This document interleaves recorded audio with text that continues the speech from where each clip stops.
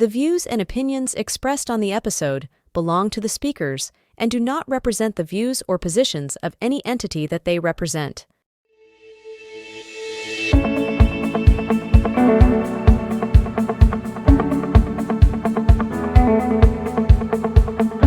Hello and welcome to Educators Commune Conversations. Joining me today is Deepika Mogilishetty, who is the Chief of Policy and Partnerships at EkStep Foundation. Welcome to the podcast, Deepika. Hi, how are you? Thank you for having me today. I'm very excited to be part of this conversation. Thank you for agreeing to do this conversation. So, I'd like to begin by, for our listeners' sake, rewinding a little bit and asking you about your journey before EkStep Foundation, and then, of course, the role that you play as Chief of Policy and Partnerships at EkStep. I'm a lawyer by training. So I went to the National Law School and graduated from there. My first job was sort of in the corporate space. I worked as a corporate lawyer for a few years in Bombay and then in Bangalore, and then decided that I needed to move out into a more, at least personally for me, a more meaningful engagement with law, and started to work in sort of the human rights advocacy domain. Working with a nonprofit based in Delhi, I worked on access to information, the right to information laws, advocacy around that. That's the kind of work I was doing.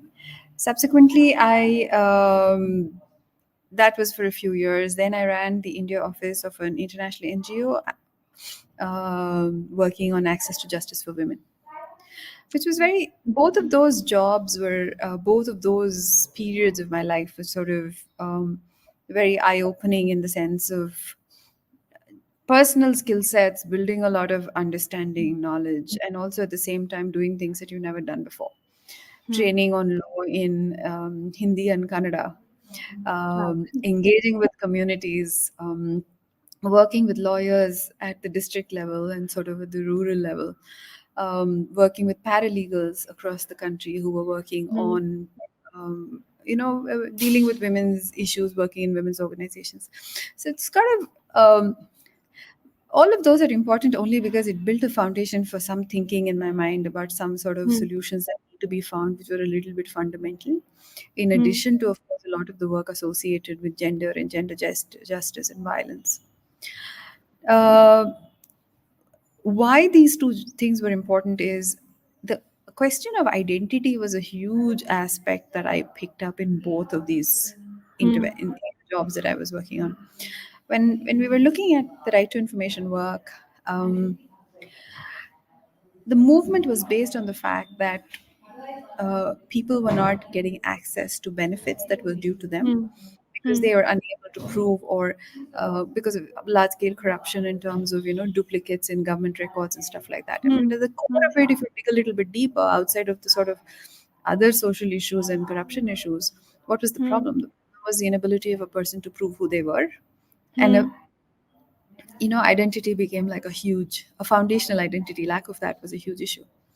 I saw that play out very differently in the context of women, where it was particularly women facing violence. To build a life on their own, one of those core things you end up having to do is, I don't have any documents to say who I am because I walked out of a house, which was difficult. Or, those kinds of issues. If your identity document is linked to the family, like a ration card, you don't have that. Even you're not able to walk out with that document, right? Lots of those kinds of challenges. So therefore, I think it set the course for a different thought process in my mind, which somehow, through a series of coincidences, led me into working on the UID project. First, it was Aadhaar project. At that time, it was merely the first part of this conversation was me just providing assistance in participating in writing the strategy document and looking at the legal aspects, privacy aspects, the balance of privacy by design in the conceptualizing of the idea. So I then went on. This is where technology comes into my life. Until this point, it's been very sort of understanding of issues from a grassroots level or advocacy mindset, how law plays a role in the lives of people. But I suddenly realized there's possibilities with technology that one perhaps did not imagine in this other work that I was doing. Hmm. Law is a tool for change, and so is technology. Hmm.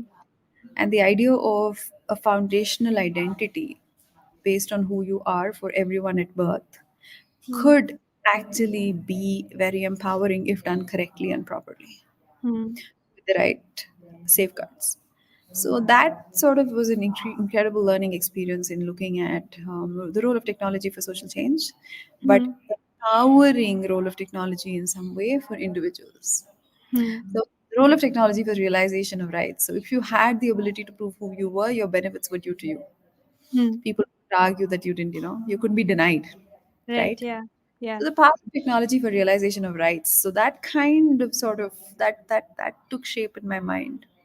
Hmm. So this was my journey. How did I end up at EkStep? So the team that worked on Aadhaar continued to Hmm. remain in touch and do a bunch of different things together. And in 2014, some of us, along with Nandan and Rohini, were in a conversation about how does one look at the role of technology in the context of education. Hmm. And what could be done to change the conversation or do something at a Hmm. foundational level in India. Hmm. And therein, technology as a pillar to lift an ecosystem rather than technology as a one point in time solution. Hmm. So that is how the whole EkStep journey began. And yeah, so then I continued to be chief of policy Hmm. and partnerships at EkStep Foundation. So that's my life before. Yeah. Loyal Nice. to this.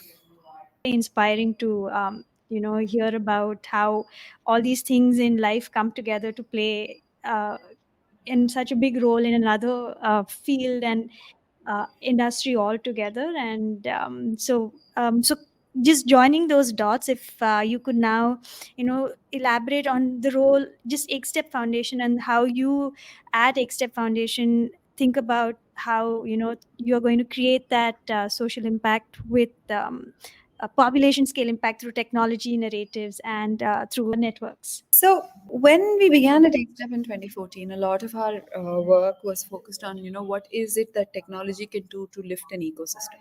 Hmm. And we took this approach of saying, um, so let me just quickly come to the point of how we do things today rather than sort of craft the journey from the beginning, right?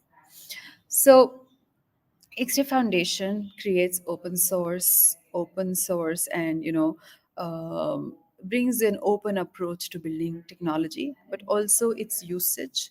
And the idea really is that if you actually are able to build things in a way that others can actually build upon it, as a philanthropic organization, what is the role that you can play to leverage the power of technology that can impact or reduce the burden for the creation of multiple solutions in the future, which can be diverse and can be configurable? So, I want to kind of talk about the approach to life, as it were, that we take at EkStep, which Sure. then Yeah. results in applying this in many different ways, right? Hmm. Hmm.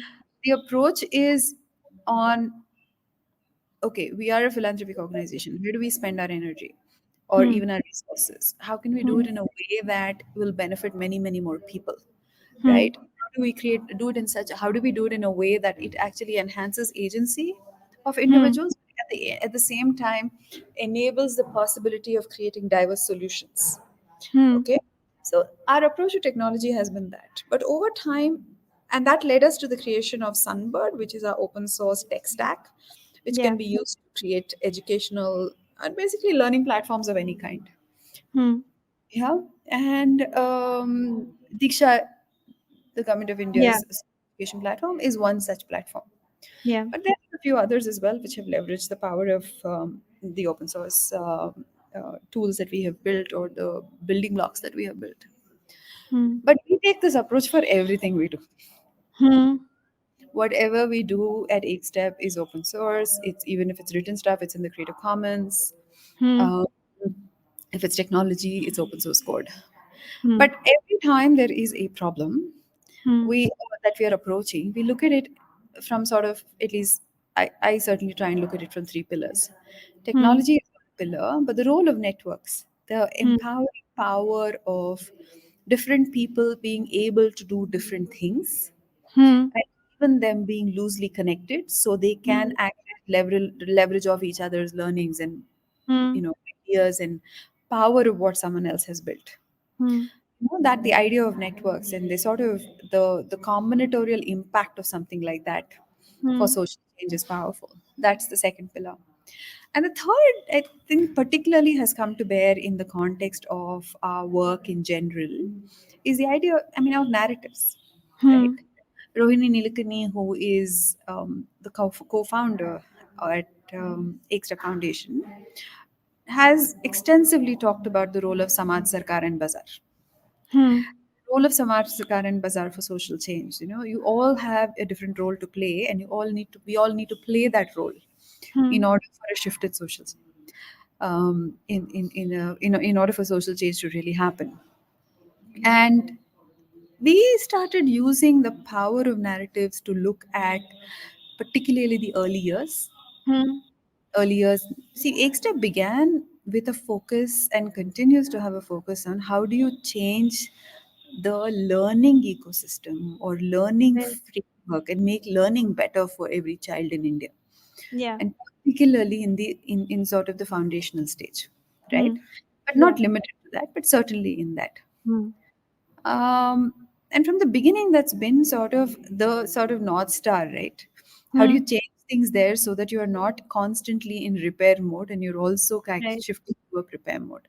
Yeah. So narrative came to play in our thinking on the early years, where we did not take a technology first approach or a technology approach to things. Hmm. Is Hmm. it there's something missing in this conversation when everyone is Hmm. talking about the importance of ECCE and ECE and foundational stage? Can Hmm. there be an more empowering narrative Yeah. and imagination for our youngest in the Hmm. 0 to 8-year-old age group? Hmm. And our Bachpan Manao initiative grew out of that. Hmm. Hmm. So today at EkStep, if you look at the diversity of work that we do, there is of course our open source technology work through Sunbird, Hmm. which is adopted in various places, Hmm. either wholly or partly. Hmm. There is open networks work which we do through Honest. Hmm. A ton of work that we do in the AI space, Hmm. particularly looking at language, and also looking at solutions in numeracy and exploring other ideas in AI. Yeah. And fourth is Bachpan Manao. Hmm. Bachpan Manao emerged as celebrating childhood, the idea of celebration and Hmm. childhood, and to create a narrative for looking at the first 8 years Hmm. as a period of growth Hmm. and first 8 years as a period of celebration of childhood for every caring adult. Hmm. So Hmm. it means no matter who you are, right? Whether you have a role to play for our youngest, Right. Yeah. it's just not just the parent and the teacher who's involved in this Right. journey. Because often Yeah. it takes a village to raise a child, and there Takes may a be village. different ways that Yeah. really does take a village to Yeah. raise a child. So, Yeah. what does it mean to celebrate childhood in all its diversity? Hmm. So that's how Bachpan Manao came about as one of our initiatives. Yeah. So, yeah. I just want to go back to the inception of Bachpan Manao, and there were like some initial research that you conducted, and if you could just talk about that and what how that further fed into the direction the mission took. So our initial conversations were very internal conversations Hmm. where three of us or four of us were sitting together and churning what we were seeing, learning, picking up on the ground, Hmm. conversations we were having with people, visits we were doing to the field, observations we were making, all, and Hmm. of course, a ton of writing that we had.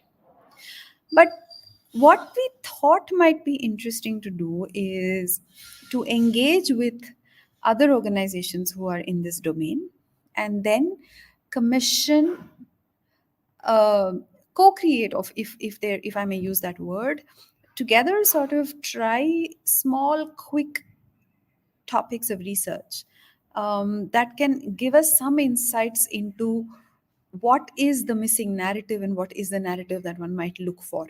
Right. Even Yeah. though at that time when we were looking at it, we may not have had this exact idea that it has to be a narrative. Hmm. Hmm. To begin, it doesn't. It just kind of comes together in some way because of a Correct. lot of conversations. And Yeah. so we did one piece of research on mothers, right? Hmm. Talking to a diversity of mothers across the country. These were much a little bit more sort of qualitative research, deep dialogue conversations. Hmm. That gave us a ton of insight, which we kind of want to distill to ton of insights which were sort of specific to mothers. Hmm. Then we did one on fathers, talking over 150 fathers across the country. Hmm. The reason we decided to do these differently was, often enough we just club everybody into the zone of parent. Correct. And then Yeah. when you do research on parents, you end up only speaking to one. Yeah. And we felt that there was something required to be done where both needed to be given attention separately. Hmm. Hmm. Similarly, we partnered with organizations to look at a very dipstick, quick learning on Anganwadi workers, right? Hmm. Who are they? Who do they see themselves as? What do they want to Right. be? What are their aspirations? Because Yeah. somehow, if you our thinking was that if you looked at all the caring adults around the child and understood them Hmm. Hmm. and where they are, we will Hmm. be able to kind of come to a point of where they need to be in order for the shift to Yeah. happen for the child. Yeah. What are they thinking about their children, and what are they Yeah, imagining for their children? not just that, actually, in addition to that, it's about their own self. What are Okay. their Okay. aspirations also, right? I Okay. Okay. I have this vision for my life, and this is my role in this relationship. Who do I see myself as? Has a huge impact on what the kind of work I do and how I engage with the child. Hmm. Okay. And Okay. similarly, we did another one with we did another one on preschool educator. Hmm. Is this person? Why do they choose to Hmm. do this job? Where do they Hmm. find out that these courses are happening? Hmm. All of these questions, which I mean, maybe there are obvious answers, but why not just talk to people and get them, Right. right? Yeah. So these research pieces we did with other nonprofits in the space. For example, Rocket Learning did the Anganwadi research. Key Education Hmm. Foundation did the preschool educator research. Hmm. Um, uh, Devyani from Probex, who is a researcher in gender, she does a lot of Hmm. work in gender, did the one on fathers. Okay. And Reshma at Ilium, who does a lot of qual research work, did the one on mothers. Okay. So this started us on a journey of looking at saying, listen, there's a lot going on here. But Hmm. if we are if we talk to everyone, there is a sense of burden everywhere. Mother Okay. does not have enough time with the child. Okay. Anganwadi worker does not have enough time. The space is Hmm. not okay. Time is not okay. There is so much to do. I am not Hmm. doing enough. And then if you look at the child, you're thinking these are our youngest. Childhood is meant to Hmm. be Hmm. something joyful, Hmm. Yeah. something empowering for everyone. Hmm. In this narrative, when we're expecting the adult to do more and more and more, Hmm. if we do it Hmm. from a sense of burden and pressure, They're not going to enjoy it. they're not. Something Yeah. is going to become a problem in that engagement Yeah. between the child and the adult, Yeah. whoever that adult may be. Hmm. And every child at least needs a space of, like, I mean, it's not that every child's safe space is always home, right? It's very Yeah. complex. Yeah. Every child needs access to at least some safe spaces where there is a caring adult who gets or Correct. creates the space for childhood to be nurtured. This is something that stayed with us as we were churning all Hmm. of this information. Hmm. Uh, Mothers were either they were so then we looked at the information and distilled them in different ways.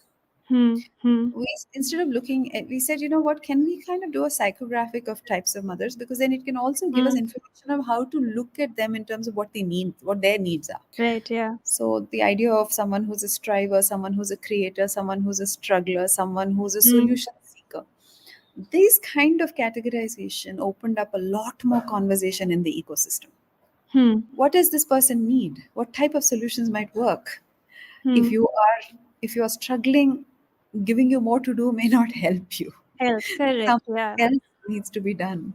So these Yeah. kinds of new conversations started, even though they were in Hmm. small groups. They were just interesting conversations. Hmm. It was certainly a shift from saying one more training program, another Right. capacity building program, but it was a shift in the conversation which made it Yeah. a little interesting.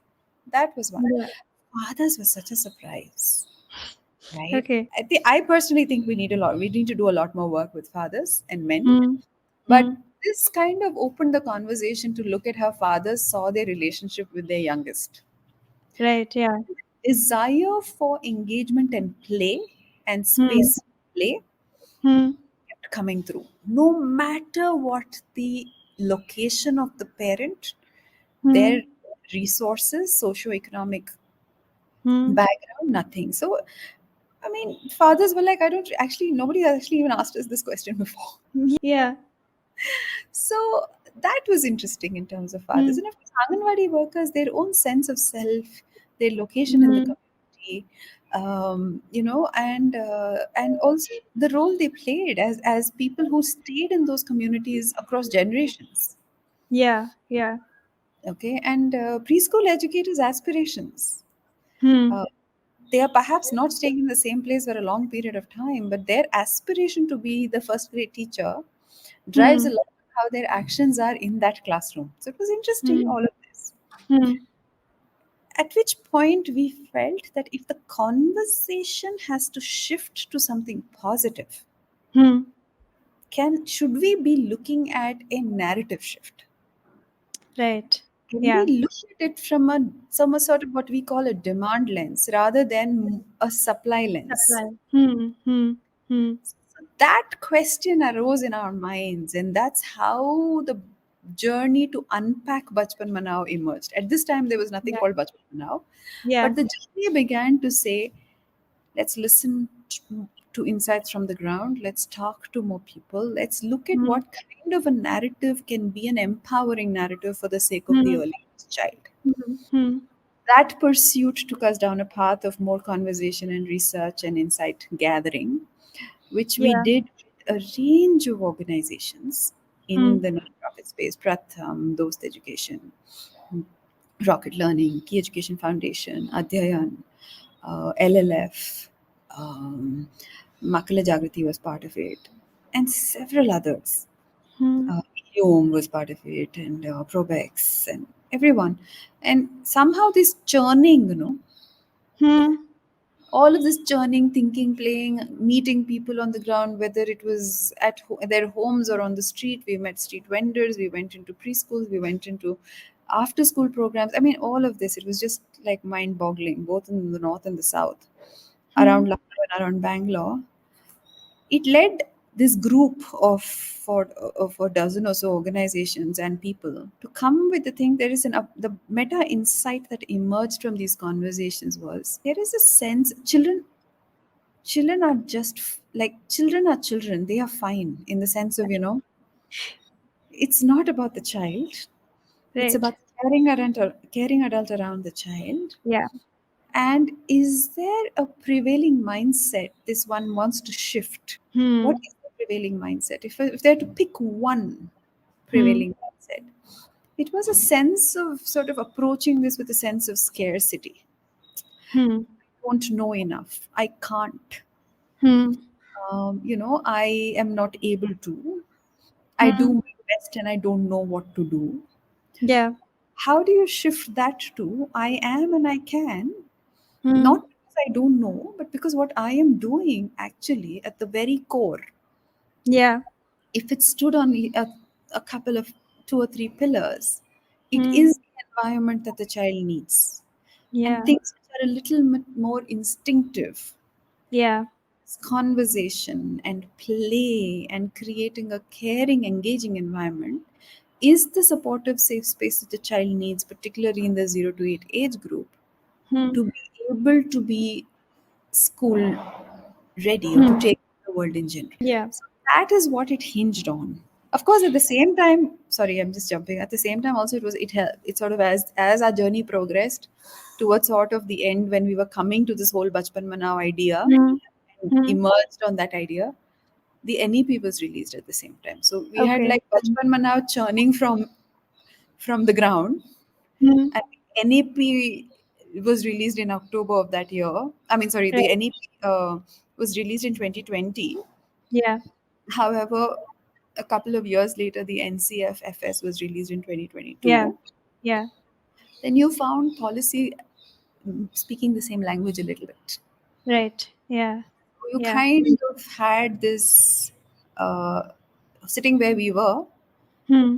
were reading the policy documents and you were hearing this churn from the ground and sort of this Right. manthan that was going on in these organizations. So Yeah. there was some kind of a meeting that Meeting of emerged, the two. Yeah. meeting Yeah. of the two, which resulted when Bachpan Manao fit right in Right. Yeah. language for celebration of childhood and doing what we need for children. Yeah. Now I understand why it is Bachpan Manao, because if childhood was being looked upon as, being the person who was in the child's environment was being looked upon from a mindset of scarcity or a mindset of being burdened, it had to come with, giving alternative language to change that narrative. So right, so Bachpan Manao and Badhte Jao. So in- it's interesting how all of that has come together and how you thought of what named the mission and the initiative itself. And I also want to move ahead from that to talk about your four focus areas for Bachpan Manao, which is the first 8 years are a window of opportunity and holistic development of can be holistic development can be a lifelong change and abundance of learning opportunity and plays the way. So as you talk about why these key areas, could you also talk about how they enable for a child's learning and growth to take place at its fullest potential, and also how you came about deciding that this should be the language that we use for these areas? So, in some ways, the four areas came out of the childhood workshops that we did. Okay. We called them childhood workshops because it was a very sort of simple thought process. You know how they say an idle mind is a devil's workshop? Hmm. So I said, I'm thinking about children and childhood is childhood workshop.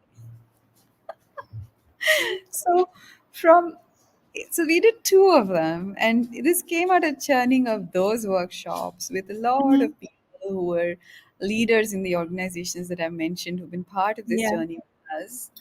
And if you distilled the pillars on which celebration of childhood looked at, the Hmm. window of opportunity language is something that is very kind of understood in the context of brain development and sort of the opportunity that Yes. happens this time, Yeah. right?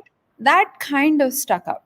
It's Hmm. kind of it was important that we recognize what Hmm. first there has to be a realization that there is something unique happening Hmm. in the mind and the body of the child Hmm. in this age group, which is Hmm. unlikely to repeat itself later. Right. Yeah. I mean, it's not that as if the children are not growing or change doesn't happen. Of course, it Right. happens. There are a lot of Yeah. magical moments later, but Yeah. perhaps not in the way that it is at this time. Right. Yeah. And very very consciously to look at the window of opportunity from a position of strength and not as a burden. Hmm. You know, this is our opportunity to lose if we don't Hmm. nurture it well. Hmm. Hmm.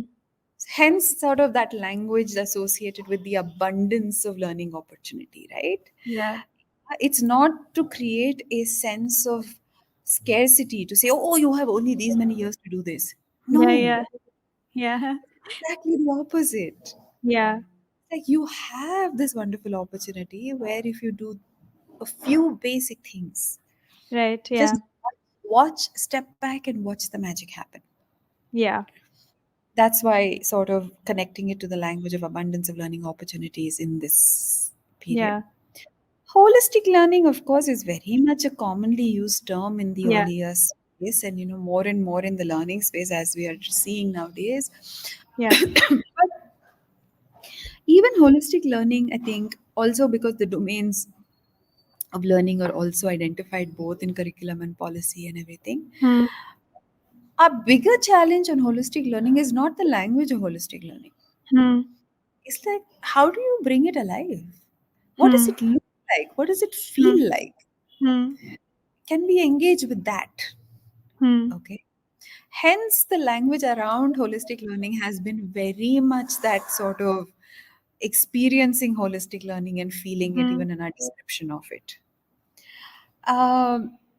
Play is the way. Play then became the how of it all. Hmm. You have an opportunity, you want holistic learning. How will you Yeah. do it? Hmm. Play. Right. Yeah. It's what most comes most naturally to a child also. It Yeah. comes extremely naturally, and it's even so. It was just sort of a simple way to kind of Hmm. unlock.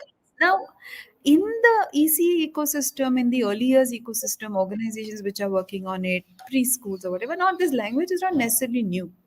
Right. Yeah.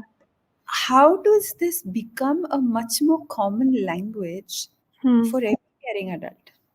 Hmm. Every parent feeling, this is a window of opportunity. This is what happens in this time. I have a lot I can Hmm. contribute here.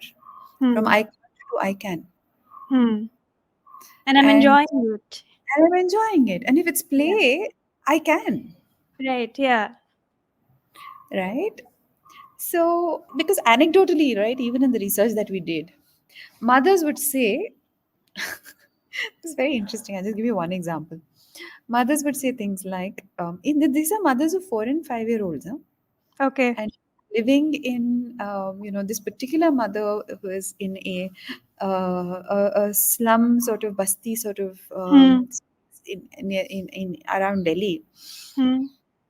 And she had this very specific thing. Her child has to be able to read and write, Hmm. and the most tension filled time that she has in her household is getting her child to sit down and write. Right. Because for her, writing is evidence Hmm. of learning. Yeah. And it was a huge thing. And we had, in our Bachpan Manao workshop, we had so many experts who came in. Hmm. And there were at least, I think there were 3 panels with at least 6 each. So there were at least a dozen or so experts. People who ran preschools, people who were running, creating solutions, technology based Hmm. solutions for early years, people who were experts, academic experts Hmm. in the psychologists and working and developmental psychologists now. Hmm. Thing which came out of that also is that parents own perception of learning is very different. Correct. Yeah. In fact, I remember one of our panelists very clearly saying that our biggest problem are parents saying to us, and this is, he was running preschools in rural Mysore and all that, okay, Hmm. and turned around and said, parent will come and say, why are you not teaching this 4-year-old to write? Right. Yeah. Why are you teaching them 4 different languages? Hmm. All these demands, right? That's coming from a perception of what learning should be. So, therefore, Hmm. this language of this is a Hmm. window of opportunity, so many things that you cannot do later. Hmm. Hmm. This is holistic development is not just reading and writing. It's about all Right. of these domains: Yeah. Yeah. physical development, emotional development, socio emotional Yeah. development, cognitive development. All of this makes that happen. Yeah. And play is critical for it, and it doesn't work if there is no play in the domain. So that is where the whole Yeah. conversation sort of landed. Yeah, that is true. No, because there is a very close link between my child is using their cognitive abilities only when they are reading and writing, but they are not really using. The thought is that they're not using their cognitive abilities when they're playing peekaboo, or when they're trying to measure themselves against a stack of blocks or stones or whatever they've piled up. So that thought is very strong that unless it is something academic that's related, the cognitive ability is not really being engaged, and hence learning is not happening. And it's very interesting how you see this again and again and again Hmm. uh, across groups. Yeah, yeah, Sometimes people say, okay, this is only an urban phenomena, if it's only a rural phenomena, or things like that, but it's not actually. yeah. It actually is a cultural phenomenon. Cultural phenomena. Yeah, yeah, that's true. Yeah. So that is at least what our learning has been in the various conversations that we have Hmm. heard. Hmm. I mean, we've also heard people say, why are you talking about play? Children in Hmm. India play. Hmm. Of course they Hmm. play. But are you bringing play into the learning space? Are you giving Hmm. space for more play in the engagement with the idea of play in its completeness? Right. And I think, yeah, so there was a lot of thought around that. Yeah. And yeah, so it was quite interesting to see all the diverse views on this, Hmm. all the complexity on it, and at the same time, one thing which we picked up Hmm. is an insight which I think, on our Bachpan Manao website, there are some 180 insight cards. Okay. Hmm. Hmm. These insight cards are just articulations of insights that this group of 25 people picked up from the ground. Hmm. I spoke to you. Yeah. You said something to me, and I developed an insight from that. Yeah. Yeah. Insight was written on a card, and it has become available as a conversation starter. Oh, nice. Okay? So these insights are thought-provoking ideas Hmm. for those in the education domain who want to engage with these questions. This is not Yeah. deep research, it's just triggering a conversation, triggering a Yeah. thought. Yeah. And one thought, which one that had emerged from here was, are we in a big hurry to make our children students? Hmm. Are we in a big hurry to convert our children into students? Hmm. It's a simple statement. Hmm. I'm curious to see how you might engage with a question like that and say, hey, what comes to your mind if we were just to talk about it between you and me today? I would say yes. While at preschool does include play and as a way of learning, somewhere at the end of the day, the thought still lingers out on that, play should come at the end of a learning activity or as a reward for a learning activity. You may use a play based method also for the learning activity, but somewhere there is the thought underpinning it that finish your work, then you can go play. Not that, play is the work, but you finish your work, then you can go play, and play is a reward for the work that you. So there is that binary that is somewhere prevalent in the way we look at learning and play, and how a child should engage in both of those as two separate ways of developing. Yeah. So yeah, I think there is an urgency in that way for us to, like, make a children students. And you, like you rightly said, you have parents coming up and saying, what did they learn, why aren't they writing already? And of course, like, once you come to grades and marks, that's where I feel like a lot of conversation goes as to, like, what can I do for my child to become better Yeah. at their academics. No one says what can I do for my child to become better at playing this game, or just a game with What absolutely can no. No, absolutely. And it's also interesting because, recently actually, I had a conversation with with the folks at Unimoms. They run these moms Hmm. groups on Facebook. Hmm. A very interesting conversation with them. And one of the questions that came, and I was much more than the questions that I had with sort of the anchor. The questions that emerged from the women who had sort of come on and asked questions was so enlightening Hmm. and constant. How can I make my child X or Y? What can I do to keep the interest of my child? Hmm. How can I expose them to many different things? Hmm. It was so in those conversations you're getting both aspiration Hmm. as well as tension. Hmm. Right. So these tensions, I think, is what we are sort of weeding through as we talk about even thinking like Hmm. Hmm. include play and learning. You are dealing Yeah. with these tensions, and this Yeah. tension is very very real for every teacher. And No, you're very true. yeah, Very true. and If I've signed my child up for a class, the thought is that, how can through this class my child become this or improve at this. Not just about, let my child go and enjoy that class and come away having engaged in an activity with, not not like a determined end or a determined reward or a determined destination as a necessary means to that participation. I think the invitation really in this conversation is not to say one is good or the other is bad. Yeah. Okay. It's much more to say, can we put a lens, a Hmm. more empowered lens of seeing childhood Hmm. Hmm. from the perspective of the parent or the caregiver, Hmm. the Anganwadi Hmm. worker. Hmm. Growth happens for we all recognize that every child learns differently and grows differently. We say that. Yeah. Yeah. policy says that, everybody says that, Yeah. nobody will argue that point. Yeah. But what needs to change in order for that to happen is Right. a whole lot of strategies for sure, but also something much deeper.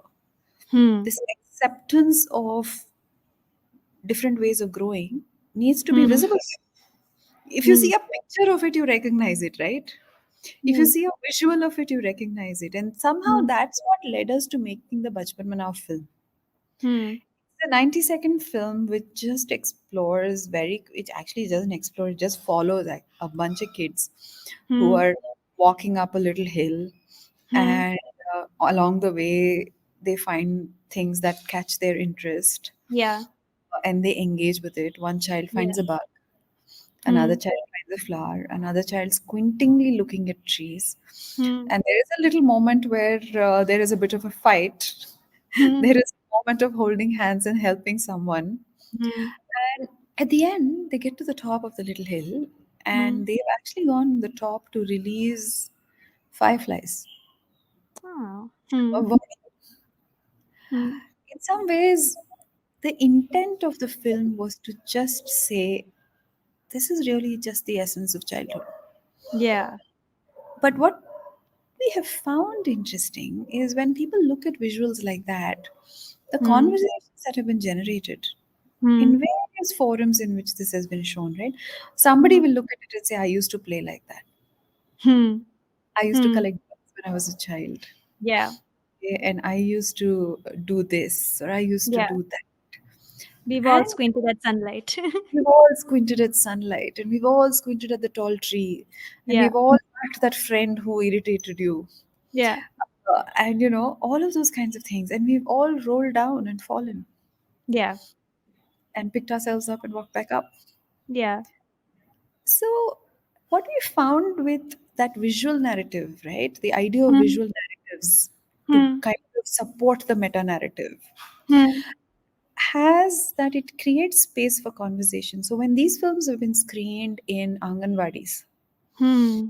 with parents, we've had facilitators come back and tell us very interesting conversations they've had with parents. Hmm.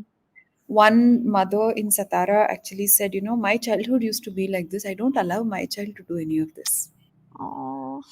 And it was just like a penny drop moment for her there, right? And she starts to start a conversation with the other mothers who are sitting on the floor in this Anganwadi, Hmm. and they talk about this. So there is a power Yeah. in the visual narrative to open up conversations beyond words and explanations. Yeah. It's poetry through images, right? So you kind of it's what poetry does to you when you read it. It allows a certain your own interpretation of it. So I think it's similarly with visual narrative. It's kind of like poetry through images. Everyone has their own interpretation. And the thing is, there's a movie that's playing in their own head as a consequence of this movie Yeah. playing out there, Yeah. right? So they're also Yeah. creating their own movies. So in sense, so we have found that also to be an interesting tool in this journey Hmm. of raising the level of conversation. The idea of Hmm. visual narrative as being a huge interesting tool. And in the nonprofit space, you don't use a lot of that. So we were also Yeah. trying out some of these things. Hmm. What's going to happen with this? What can generate with this? Can we Yeah. help? Can this be, and this be put out as a public good for others to use if they wanted to, Yeah. right? To Yeah. make it their own. So we've Yeah. had some organizations create the Bachpan Manao Tyohars on the ground. We've Yeah. had Dharma Life, for example, create father-daughter. They did a whole event where it was just invitations for fathers and daughters to come together and do things Okay. How sweet. Huh? in a bunch of villages where they were working, Hmm. right? Something unique. Hmm. Another space for engagement. Yeah. So ideas like that kind of came about, using the film itself for doing parenting sessions, Hmm. unlocking conversations, right? In Yeah. addition to this, of course, there's a lot of stuff that has happened as part of the large ecosystem. People Yeah. to think about the Bachpan Manao ecosystem is to think about parallel play. Hmm. I mean, how kids parallel play all the time. Yeah. Yeah. Think about it a little like that. You're sort of, broadly connected loosely in this playground, but you are just very, very free, and you Hmm. will do your own thing and connect with someone and do something with them, and then connect with somebody else and do something with them. Yeah. How this network effect has kind of grown, Hmm. and it's evolved really. So Yeah.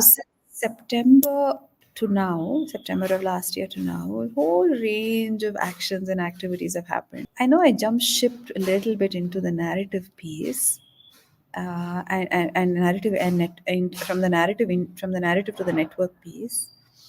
But one other thing on narrative is that we actually did a small project with those education, Hmm. encouraging to look at whether they work on responsive parenting. It's one Hmm. thing to talk about responsive parenting and think and listen to messages on how to Yeah. engage in conversations on responsive parenting, but what does it look like? Hmm. And pick up moments in the day-to-day life of parents who are doing things and see this is what it is. Correct. Yeah.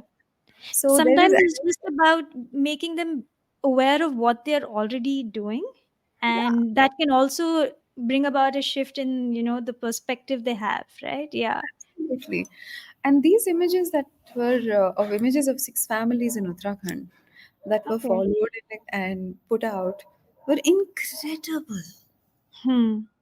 I mean, at some level, yes, these are day-to-day images of all our lives. But when Correct. Yeah. a father is spending 2 minutes painting the nails of his son because he wanted him to paint the nails, it's just the most basic moment of caring and caregiving Hmm. Hmm. and safe space creation Yeah. and building. That's what it is. So Yeah. though like that project particularly brought out a bunch of public goods in the form of images. Hmm. Hmm. So and if you look at many of the initiatives that we have sort of triggered, I won't say led, we don't lead. We have Okay. on World Read Aloud Day to get a lot of read aloud programs going, Hmm. right? And that brought so many images of children reading, Hmm. parents reading to children, talking about reading across the country. Hmm. So they're not always in one place, but the fact that you are generating this abundance in conversation is important. Right. Yeah. Yeah, so that's been sort of the way that we sort of thought about it, right? It could I be want engaging to in conversation. build on this word that you said that we don't lead, we trigger, and you've been speaking a whole lot of about the collaboration you've been having with all these organizations as a part of Bachpan Manao's journey. There is a particular word that you use, it's called collab actors. So I'm very curious about the coinage of that word, and why collab actors and collab action. To be very honest, more recently when I wrote about it, I received a phone call. It said, "There is a typo in the article which you have written." I had to respond to that saying, "It is not a typo. It's deliberately written like that." But when people read it, they're going to think it's a typo. It's fine. We will, it is meant to serve a purpose. And I'm so glad you asked that question. Because, you know, at least for us at EkStep, right, this whole Bachpan Manao journey has never been about EkStep doing something. It has never actually felt Hmm. like that, been like that. Hmm.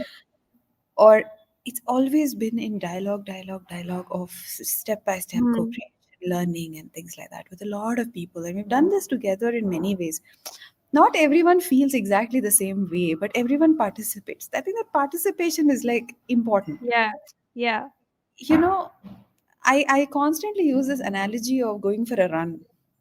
If Hmm. you're going for a run and you tell somebody, I'm going for a run, do you want to join me? I'm like, Hmm. sure.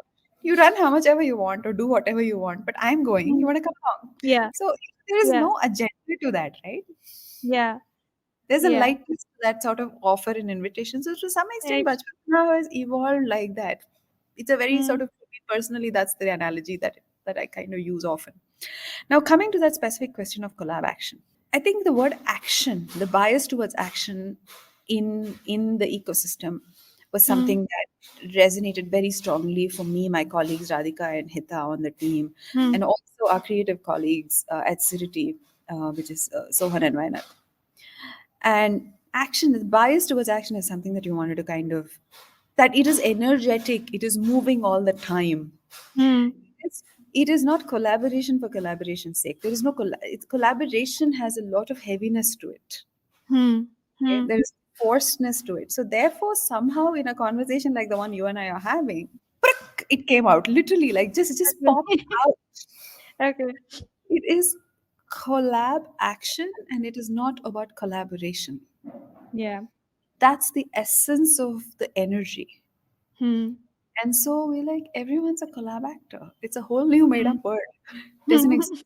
Collab and action. That's it. Hmm. So we Hmm. just made it up and we use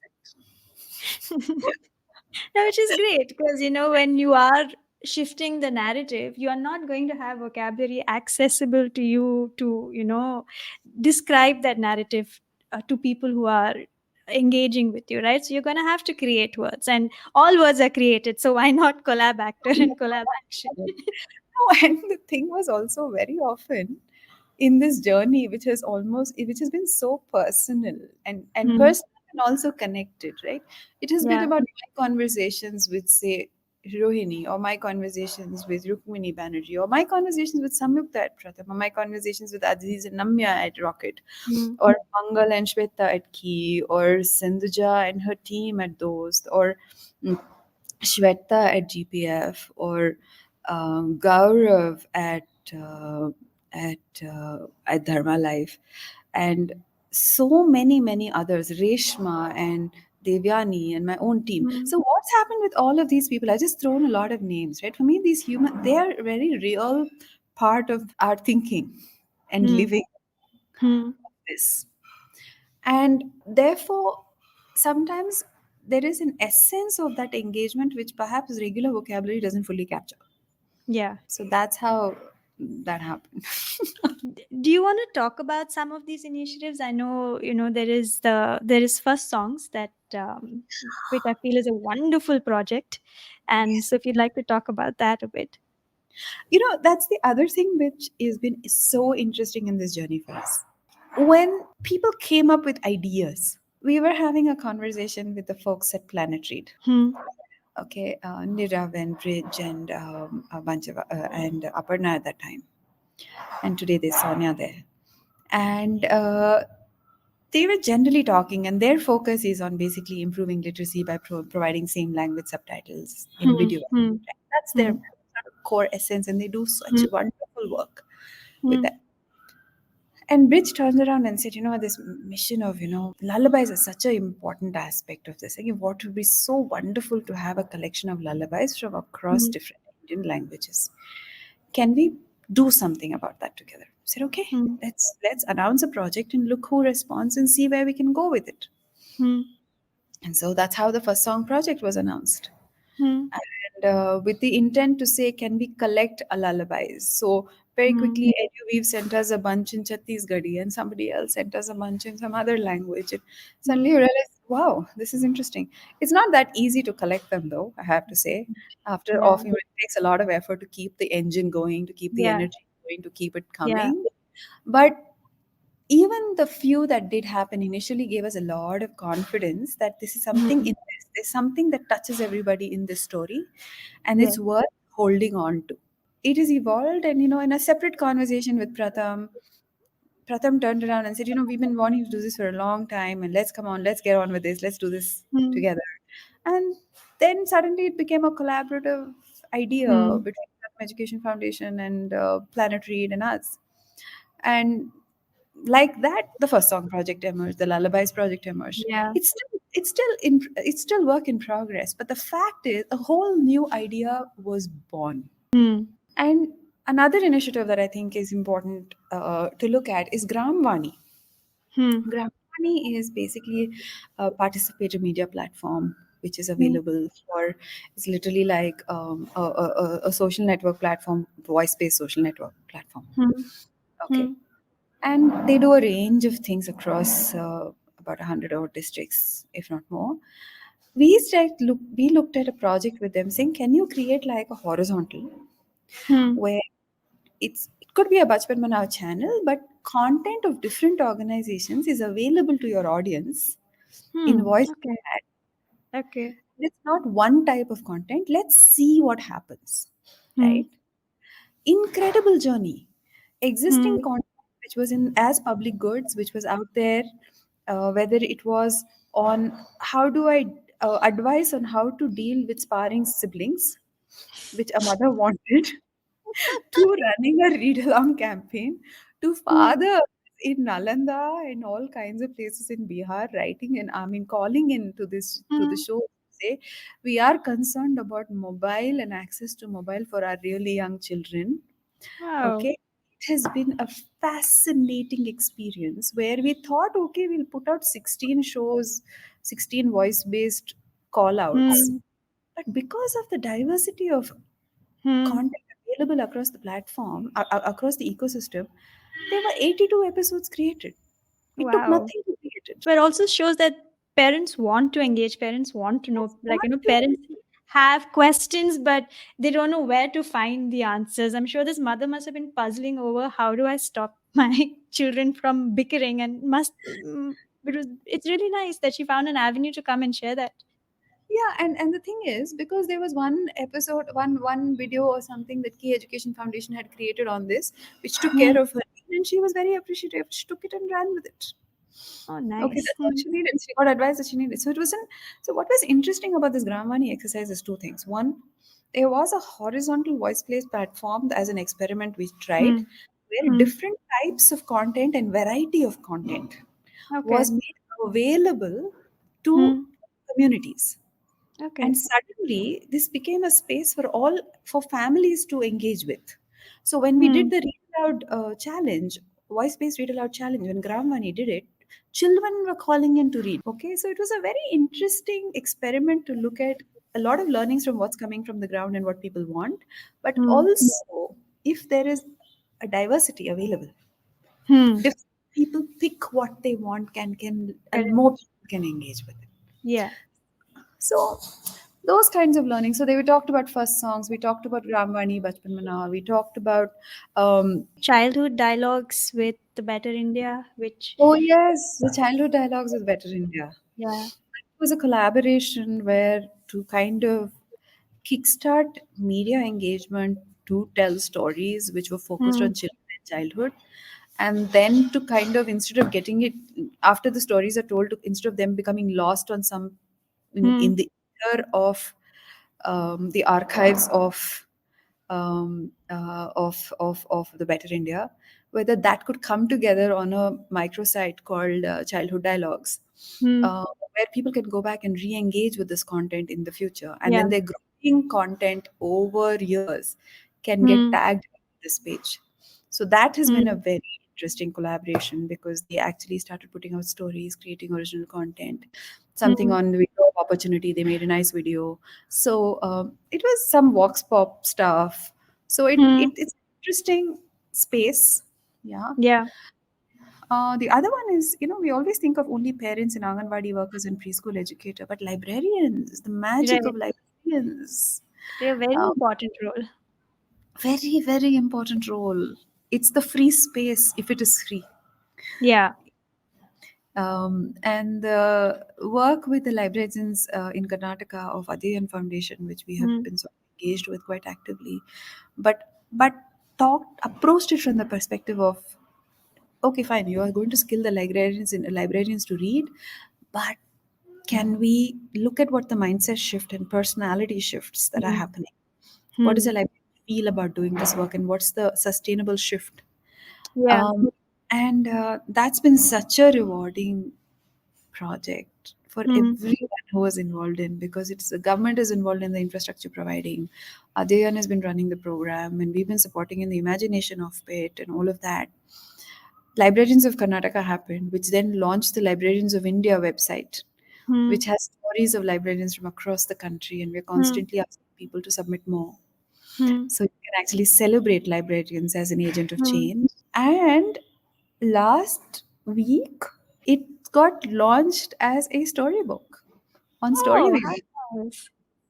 There What's it is a called? story. It's called Story Chickappa. We'll put the link in the show notes.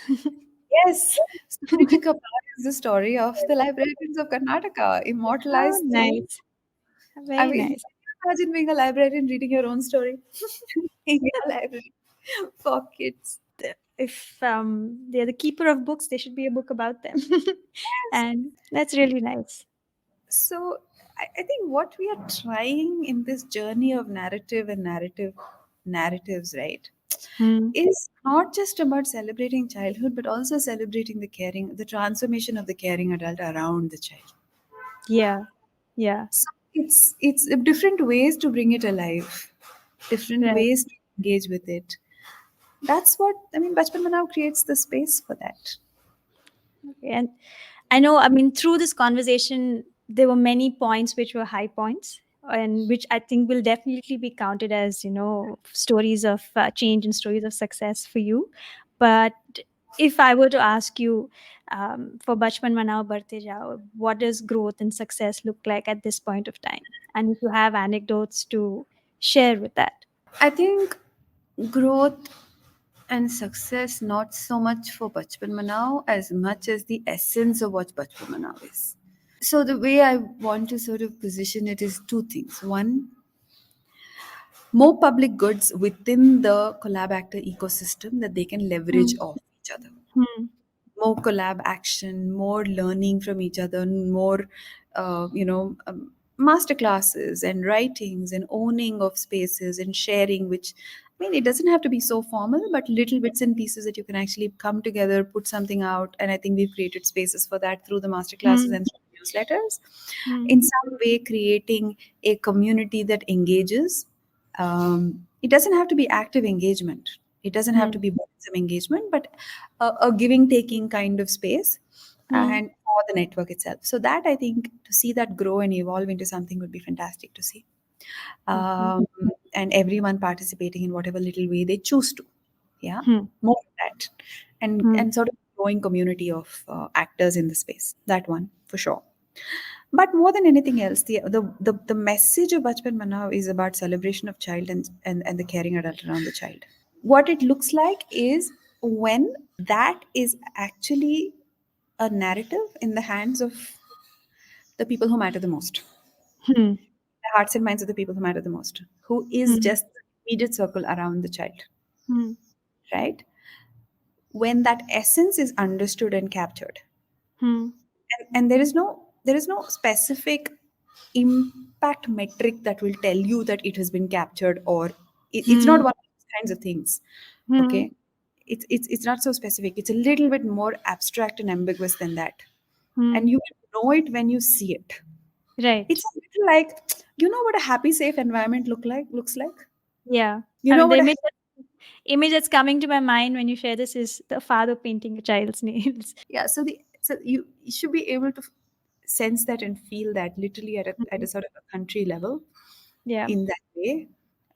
In different communities, people will make it their own. It's Yeah. completely and necessary that it be their own. Yes. Yeah. Yeah, and so any little things that we can do to nudge in that direction, and to Mm. also, more than anything else, I think that's really that's what it'll look like. What's the end Mm. game? That really is. But what that will do, if you look at, for example, the mothers program of Mm. Pratham, Mm. it's just one of the most energetic engagements Mm. of young women.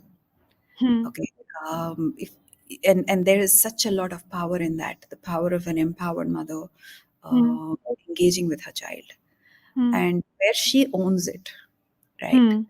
completely, Mm. but does it with a sense of understanding Yeah. the essence that we want it to be. I mean, that's really very, once you see it, you know it. Once you feel it, you know it. It's just going to be that. And when Yeah. the vocabulary Mm. changes from this difficult, I have to get my child to this specific learning outcome at this specific time, to Mm. recognizing that the children grow differently, and then we are accepting of that, Yeah. and there is space in both policy and science to enable that Yeah. acceptance. It will show up in behavior and in language. Yes. and in the creation of more visuals. Hmm. Uh, and in almost culturally, we will feel it. I don't know Yeah. when that will be, but sooner than later. I think that's really what would give me a sense of, okay, this has gotten somewhere. I would say it's there is we are poised at pretty much a critical point Hmm. in a sort of demographic journey where there is no option but for this to happen. Hmm. Right? 25 million children are born every year. We are in peak Yeah. child. We are in what is statistically called the peak child moment, because after this the Hmm. number will still be a lot of children, but the number of children born every year are going to start sort of reducing a bit. Yeah. So the scale of the problem, Hmm. or the scale of the challenge, if I may say so, not so much problem, will be huge, but will not be as much as this. Starts to dip. So for Bachpan Manao, more vocabulary around children in childhood and the Hmm. essence of it becoming more commonplace. Hmm. That would look like success. And more organizations and institutions sharing more of what they're learning and doing and what's working for them. Yeah. There are spaces for sharing. Like Simple Education Foundation did a beautiful masterclass on play-based assessment. And Joe Chopra at Latika did a lovely one on inclusion, how to bring inclusive practices Okay. into classrooms, and things like that. And she did a beautiful job of that. Math mindsets. Hmm. Uh, I mean, sorry. Avishkar did something on that, one of our master classes. So these sharings are fantastic. It'll help build Hmm. better practices. It'll help pick Hmm. up each other's strengths. So yeah, more of that would be nice to see in a way that is more meaningful to pick up, take, run with. Hmm. Uh, would be wonderful to experience. Hmm. And at a cultural level, I would say the vocabulary of growth. Hmm. Vocabulary of growth in a holistic way and celebration of childhood. Yeah. That I think would be, if we can see that cultural shift in language, that would be fantastic. Yeah. Okay, Deepika, I'm going to ask you to share recommendations. It can be a movie, book, article, anything that you've recently read, watched, enjoyed that you'd want the listeners to also dip into. Hmm. This is always so difficult for me, and I wish I had remembered what you said. But you know what I want to share with you? You will laugh, okay? You will really laugh. A few days ago, I picked up a children's book. I picked it up in the sense it was in the office and I read it, and then I went and got myself my own copy because I remembered reading it for my kids when they were younger Hmm. and loved it. It's Oliver Jeffers, The Heart and the Bottle. And I wish I could give you like a much more serious book to think about and look at. No, it's a This fabulous book. it is just the most basic, heartfelt book ever. Yeah. And I have I read it after many years. Again, I'm like, and my colleague Maitri and I were talking and were like, my God, the essence of Bachpan Manao is this book. It's literally that. It's literally that. Yes, so this is my recommendation. Oh, one more thing I tell everyone to do, and I do this myself, is to read The Little Prince once every year. Because I have a theory about that book, which is every year you read it, you'll find something new in it which you missed before. That's great. No, those are two wonderful recommendations. I know very often we recommend these books to children, but it's also great for adults to dip into these books, and there's I'm always something to take away. no, no, I'm a big fan of reading children's books. Yeah. I think I have bought more children's books for myself than for my kids. The movie which I was reminded again of only because the version 2 of it has come out and I have Hmm. not seen it. But Hmm. I really loved seeing it before. Was Look, my all-time favorite movie really is Dead Poets Society. Okay. Okay, it's sort of an all-time favorite. Okay. Also, the one that I really loved a lot was Inside Out. Okay. Okay. I didn't know a second part had come out. Second one has come out much more for the teenage brain, I think. Okay. But I remembered that, and I remembered watching it with my kids when they were younger. So I was Yeah. truly Thank you so much, Deepika. Thank you for taking the time, and this was a wonderful conversation. happy to have had this conversation with you. And thank you for inviting me into this. And as I close this conversation, we are just also wrapping up our collaboration with UNICEF on introducing the art of play, which Yeah. happened on the International Day of Play, which brought lots and lots of images from across the country of people doing different things. So, in the spirit of play and all the joy that will bring for us, thank you, thank you, thank you.